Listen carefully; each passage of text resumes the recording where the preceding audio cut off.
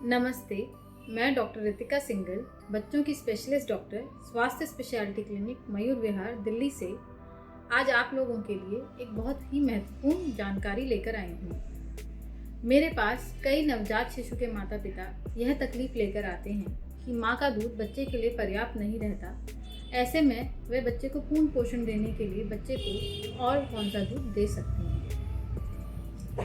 पहली बात, मैं माताओं से यह पूछती हूँ कि उनको ऐसा एहसास क्यों है कि बच्चे के लिए माँ का दूध पर्याप्त नहीं पड़ पा रहा है, जिस पे उनका कहना यह होता है कि बच्चा हर आधा पौना घंटे में रोता है और उन्हें उसको दूध पिलाना पड़ता है। माता पिता के लिए यह जानना ज़रूरी है कि बच्चे के रोने के कारण सिर्फ भूख लगना ही नहीं होता।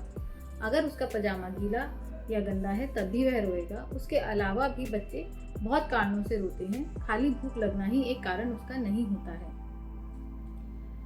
इसलिए हर आधा पौना घंटे पे बच्चे को दूध पिलाने की ज़रूरत नहीं होती है। दूसरा तरीका, माता पिता को यह विश्वास दिलाने के लिए कि माँ का दूध पर्याप्त है, मैं बच्चे का वज़न अपने क्लिनिक पे करती हूँ। अगर बच्चे के वज़न सही मात्रा में बड़ा है तो बच्चे को माँ के दूध के अलावा किसी और दूध की ज़रूरत नहीं है। सही मात्रा क्या है?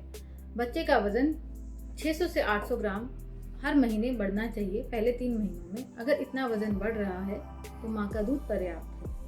पर समस्या अभी भी वही है कि हमें बच्चे को हर आधा पौना घंटे में दूध पिलाना पड़ता है और बच्चा बहुत रोता है। इसके लिए हम क्या करें?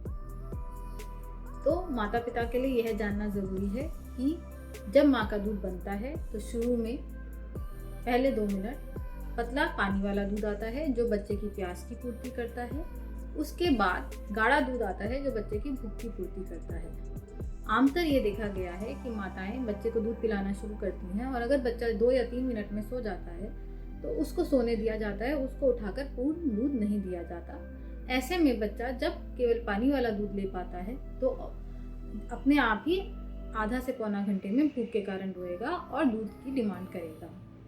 इसलिए माताओं के लिए ज़रूरी है कि बच्चा अगर दूध पीते पीते 2 से 3 मिनट में सो जाता है तो उसको पैरों पे उंगली से गुदगुदी करके या कान के पीछे खुजाकर उठाया जाए और लगातार एक तरफ से 7 से 8 मिनट और दूसरी तरफ से 7 से 8 मिनट दूध पिलाया जाए तो बच्चा कम से कम 1.5 से 2 घंटे दूध नहीं मांगेगा। हो सकता है वो 4 से 5 घंटे भी दूध ना मांगे, जो कि नॉर्मल है अगर बच्चा हफ्ते भर की उम्र से बड़ा है।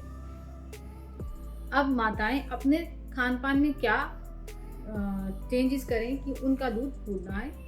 पहली बात, माताओं के लिए ज़रूरी है कि कम से कम 2 लीटर पानी 24 घंटे में ज़रूर पिएं। अपनी 2 लीटर की पानी की बोतलें सिरहाने रखें और भले ही दवा जैसे उसको पिएं, पर वह 2 बोतलें एक सुबह 9 बजे से अगली सुबह 9 बजे के बीच में ख़त्म करें।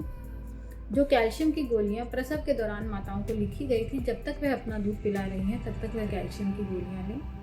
अपने खाने में प्रोटीन की मात्रा बढ़ाने के लिए कम से कम 200 ग्राम पनीर या 200 ग्राम सोया या 1 अंडा ज़रूर खाएं। इसके अलावा साइंटिफिक तरीकों से यह साबित कर दिया जा चुका है कि माता की सोच का माँ के दूध आने पर बहुत फ़र्क पड़ता है। तो घर वालों का भी एक फ़र्ज़ बनता है कि माता को प्रोत्साहित किया जाए कि वह अपना दूध बच्चे को ज़्यादा से ज़्यादा पिलाए। जितनी ज़्यादा समय बच्चे को माँ अपने पास रखती है, जितनी खुशी से बच्चे को अपना दूध पिलाती है, जितना अपने ऊपर भरोसा रखती है कि उसके दूध के अलावा बच्चे के लिए और कुछ ज़रूरी नहीं है, उतना माता का दूध ज़्यादा बनता है। क्योंकि यह सब सोच रखने से मस्तिष्क से हार्मोन्स निकलते हैं जो माँ का दूध बढ़ाते हैं। इसलिए घर वालों की जिम्मेदारी है कि वह कभी भी माता को यह ना कहें कि माँ का दूध बच्चे के लिए ख़राब है, बच्चे की सेहत ख़राब कर रहा है, या माँ का दूध बच्चे के लिए कम है इसलिए बच्चा रो रहा है।